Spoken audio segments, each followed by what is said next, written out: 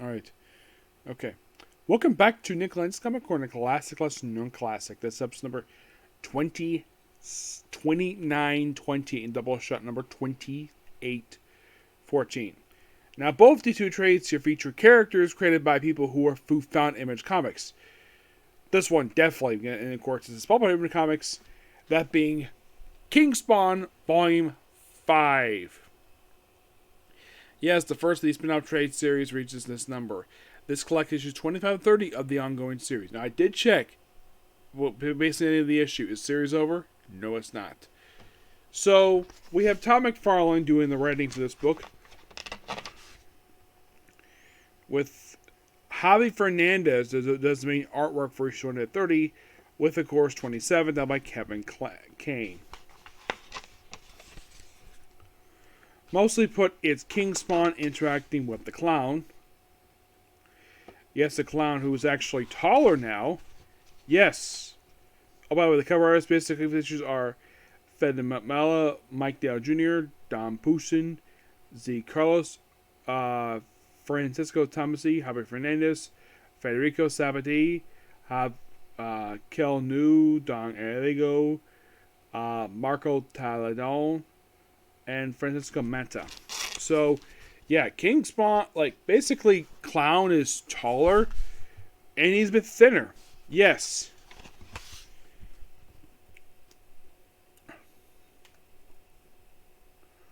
So the whole thing is basically focused on Spawn, with him basically dealing with stuff with Clown in these issues.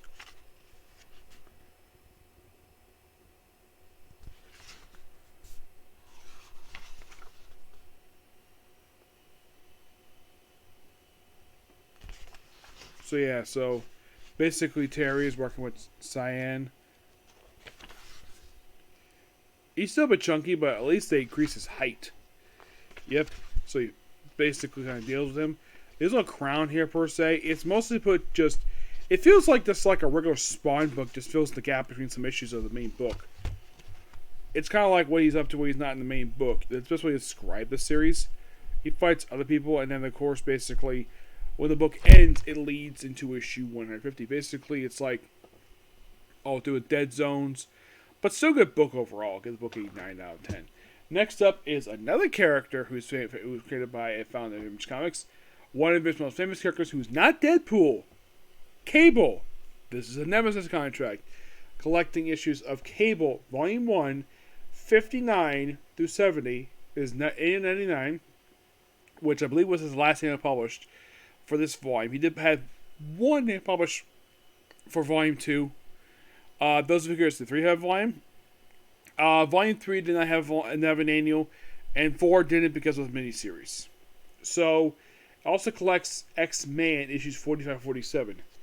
Your writing for the issues are Joe Casey, Terry Kavanagh, Michael Higgins, and Carl Bowlers. Artwork, Jose Lalorne, Mike Padaljo, J.H. Williams III, German Garcia, Steve Platt, Andy Smith, and Attila Martinez. You might be asking, Nick, have you met any of these people? Nope. Never met any of them at all. The inker I've met, yes, I've met Jim Palmiotti a couple times. And I have met Scott Kubelich, so I met the 2 of the inkers. But as for the writers and artists, nope. Pencilers, so... By the way, in these issues, I should point out, though, the artists basically are doing a sort of, at this point in time, a tribute to Jack the King Kirby. So, the Nemesis contract I'm going to skip over. It gets a 4-part of the main story, because that was collected in a Deathlock trade. So I'm skipping over that one. And going straight to issue number 53. Excuse me, 63. Yep, so... By the way, also, this shirt that Cable wears in this book, yeah, he wears that the remainder of the book. This is not the only book to get the Jack Kirby style of treatment. The only book I can think of that was published in Spirit Time that didn't get this treatment was, on the top of my head, was Superboy. But at least that featured characters Jack Kirby created. This one featured one, Nick Fury. So then, of course, we went to Blood Brothers. The prologue is X-Men 45, and the other part 1 is in Cable 63. Part 2 is in X-Men 46. I believe it's Cable issue number 64 is part 3. Part 4 is X-Men 47, and we move on to the main book. This is technically, in a way, the second cross between X-Men and Cable. The first time this happened was during the events of Onslaught. Yes, believe it or not, they crossed over during Onslaught. Now, Terry Kavanaugh is the one who writes the X-Men issues. Joe Casey is the one writing Nemesis contract issues. But the whole thing in this one, it's a fun team-up between two people who are kind of blood brothers. Except that Nate Gray is someone who's created from clone DNA of Scott Summers and Jean Grey. The Hawkeye storyline. So the whole thing is basically them hunting down Dark Beast and various other characters. That's kind of about. By the way, also Cable's outfit in this story here is this. Yeah, that's Cable's attire.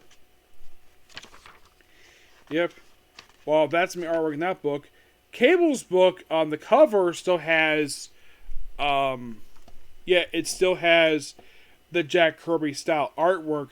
The interior does not reflect that. No, Stephen Platt does not do the Jack Kirby style artwork. It's basically you have Cable. This, of course, for him, this is just after he broke out of S.H.I.E.L.D. And basically, this just deals with this next thing he was dealing with. It's like, okay, we go from one big story arc and then we do another one. Also, Strife is back here. Strife is another character Rob Liefeld created at Marvel. I mean, think about it. These are characters that Rob Liefeld created when he worked at Marvel. Cable, Deadpool. He created X-Force, Shatterstar. Let's see. He created both Domino, Copycat. Those people are familiar with those characters. Yes, because Rob Liefeld created them. Now, this would be curious. Does Cable get a credit created by Rob Liefeld? No, it doesn't. I looked at it. Nope, he doesn't. He should have, but this whole Blood Brothers storyline is really fun. Yeah, I thoroughly enjoyed it. Also, all appearing from Mr. Sinister in here.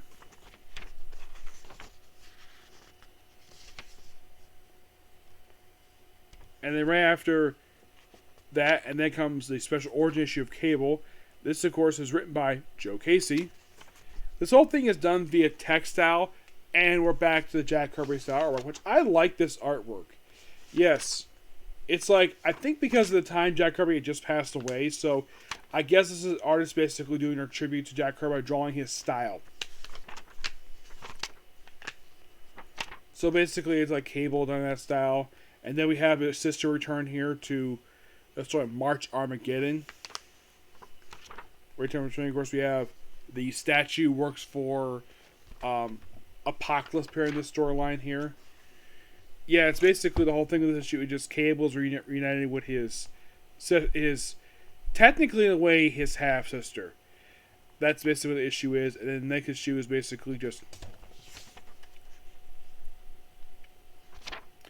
Cable doing his own thing and this other city stuff.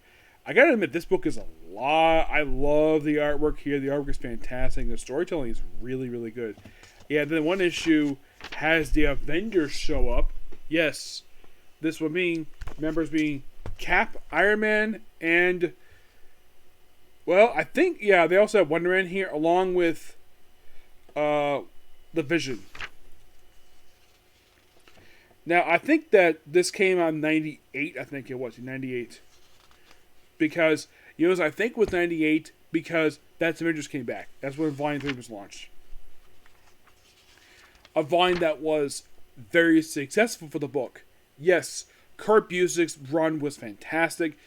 Jeff Johns continued basically what the book was started with. He had Chuck Austin who broke briefly, and then, of course, he had Bendis in the book.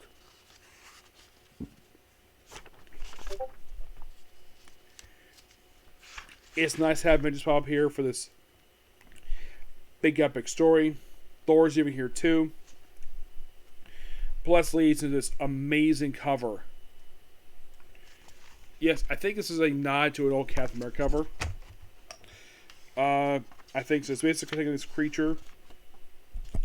Oh, the storyline is called Total Chaos.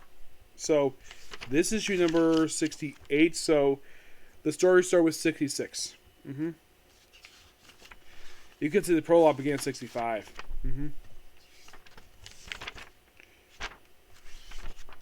Okay, we're taking these various creatures here. The book does have a happy ending, and then eventually the storyline still continues over in issue 69.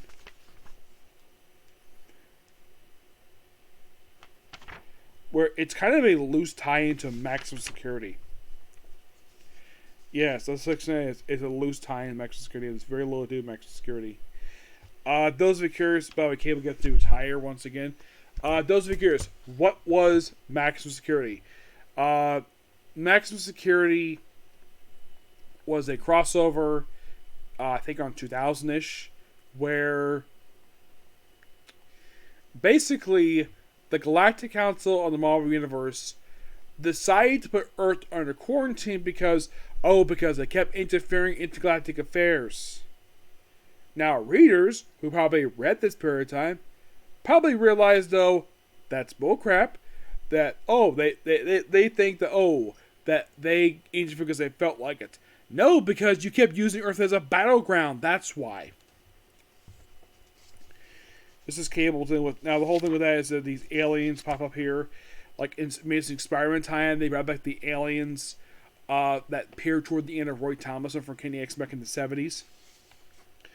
Actually, 1970-ish. And the last issue is basically, it's like a standalone issue called Final Covenant, which leads to another story arc here. The story itself has a very nice ending to a Cable with the woman who's traveled with probably 7 issues who's not Domino.